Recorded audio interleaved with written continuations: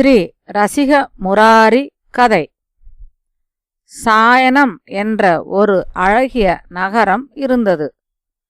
அந்த நகரை தலைநகராகக் கொண்டதொரு நாட்டை பிரம்மகேசரி என்ற அரசன் ஆண்டு வந்தான். அந்த நாட்டிலே ரசிக முராரி என்ற ஒரு பக்தர் இருந்தார். அவர் கண்ணபிரானிடத்திலே எல்லையற்ற பேரன்பு பூண்டவர்.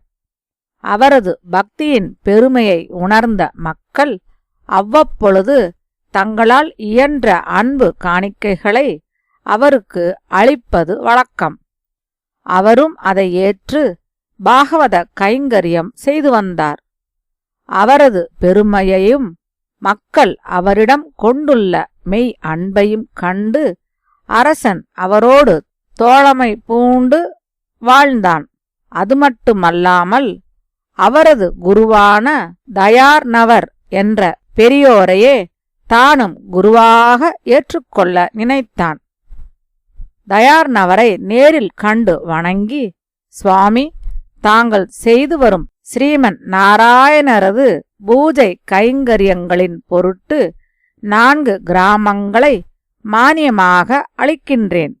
அதை மறுக்காது ஏற்றுக்கொள்ள வேண்டும் என்று வேண்டினான். தயார்னவர் அதை ஏற்றுக்கொண்டு அவனுக்கு ஆசி கூறினார்.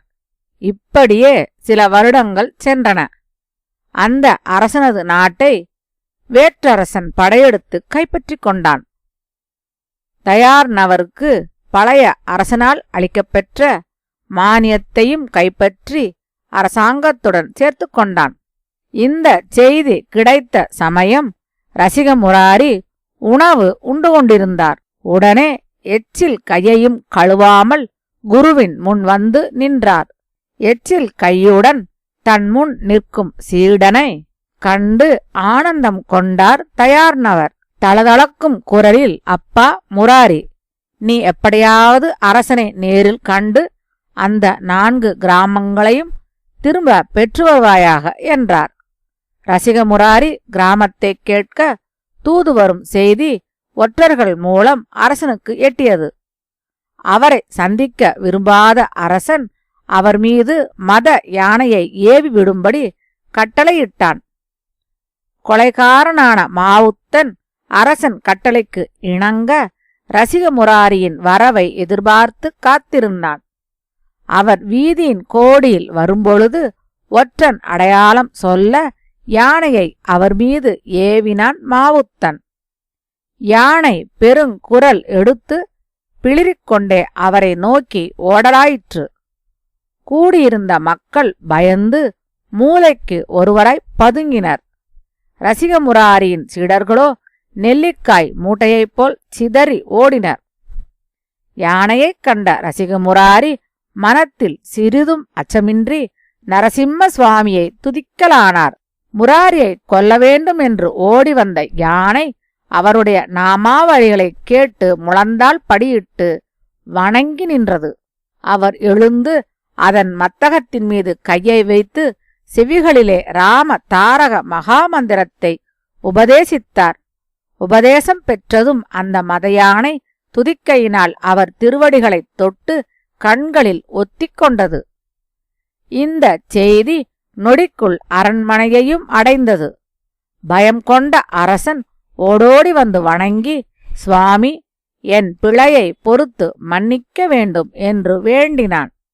அதன்பின் கிராமங்களை மீண்டும் அளிப்பதோடு யானையையும் தங்களுக்கே அளிக்க வேண்டுமென்று அவர் கேட்க அவ்வாறே அளித்தான் அரசன். முராரி குருவிடம் வந்து செய்தியை தெரிவித்து யானையையும் அவரது முற்றத்தில் நிறுத்தினார். அவர் வணங்குவது கண்டு யானையும் தயார்னவரை வணங்கியது. நாள்தோறும் அவர்கள் இட்ட வேலையைச் செய்து அவர்களிட்ட சாப்பாட்டோடு இலைகளையும் ஓலைகளையும் தின்று வந்தது. ஒரு சமயம் முராரியின் கோஷ்டியார் ஒரு அறந்த காட்டின் வழியே செல்லும்பொழுது கொள்ளைக்காரர் வழிமறிக்க அவர்களை தூக்கி எறிந்து விரட்டியது அந்த ஆணை. கள்ளர்களிடமிருந்து தங்களை காத்ததன் பொருட்டு சீடர்கள் யானையை பெரிதும் பாராட்டி புகழ்ந்தனர். பிறகு ரசிக முராரி சீடர்களுடன் பல க்ஷேத்திரங்களுக்கெல்லாம் சென்று கடைசியாக அருணாவதி என்ற நகரை அடைந்து அங்குள்ள சோலையில் இளைப்பாறிக் கொண்டிருந்தார். அந்த நகரத்து மக்கள் கூட்டமாய் வந்து யானை செய்யும் அற்புதமான செயல்களையெல்லாம் கண்டு ஆச்சரியம் அடைந்தனர். இந்த செய்தியை தங்கள் நாட்டை ஆளும் நவாபிடம் தெரிவித்தனர். அந்த யானையை எப்படியாவது தான் பெற வேண்டும் என்று ஆசை கொண்டான் நவாபு.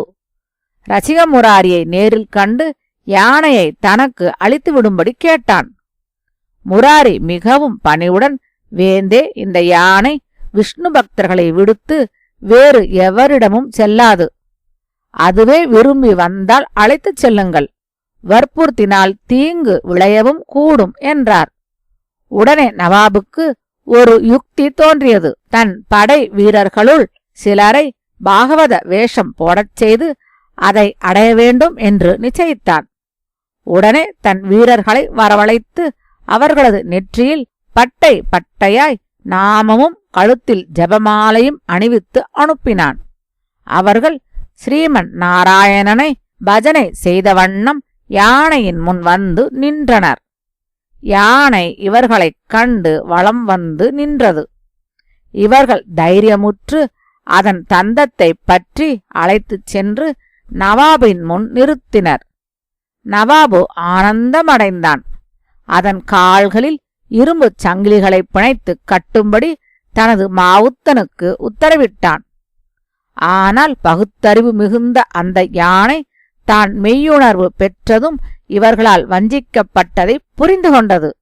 தான் பக்தர்களிடமிருந்து பிரிந்து வந்ததை நினைத்து நினைத்து ஊனையும் உணவும் உறக்கமும் கொள்ளாமல் 7 நாட்கள் வரை பகவத் ஸ்மரணை செய்து இறைவனது திருவடியை அடைந்துவிட்டது. யானையின் செய்தி கேட்டு திடுக்கிட்டு கண்ணீர் வடித்தார் முராரி. பெருந்தன்மையும் பக்தியுமுள்ள அந்த வனவிலங்கு தம்மிடம் கொண்டிருந்த அன்பை நினைக்க நினைக்க அவர் மனம் சொல்லனா துயரத்தால் விம்மியது. அரசனாயிருந்தும் பேராசையினால் அந்த அருமையான யானையை வஞ்சகமாக அபகரித்த அவனது சிறுமதியை எண்ணி வருந்தினார். அங்கே அந்த அரசனோ அவர் மிகச் சிறந்த பக்தராயிற்றே. யானையின் செய்தி தெரிந்தால் என்ன சாபமிடுவாரோ என்று பயந்தவனாய் ஓடோடி வந்து அவர் கால்களில் வீழ்ந்து வணங்கி, சுவாமி, நான் கபடமாக யானையை அழைத்துச் சென்றது மிக பெரிய தவறுதான். தாங்கள் பெரிய மனது வைத்து என்னை மன்னிக்க வேண்டும் என்று கதறி கண்ணீர் விட்டான். அறிந்தோ அறியாமலோ யானையின் மரணத்துக்கு நானே காரணமாக அமைந்து விட்டேன். பாபமூட்டையை சுமந்து கொண்டேன். எனக்கேற்பட்டிருக்கும் இந்த பாபத்தை போக்கி காக்க வேறு யாரால் முடியும்? தங்களையே குருவாக அடைய ஆவல் கொண்டேன். எனக்கு உபதேசம் செய்து ஆட்கொள்ள வேண்டும். இந்த மகா பாபியின் மீது கருணை கொண்டு ஆட்கொள்வீர்களா என்று மீண்டும் கெஞ்சி கதறி அழுதான். முராரி எப்பொழுதுமே பரம சாந்தமூர்த்தி.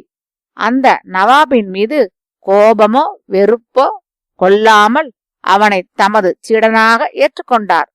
அவனுக்கு நல்லுரைகள் வழங்கி நாட்டை நல்ல முறையில் ஆளும்படி புத்திமதிகள் சொல்லி பின் வேறு க்ஷேத்திரங்களை நாடி யாத்திரையை தொடர்ந்தார்.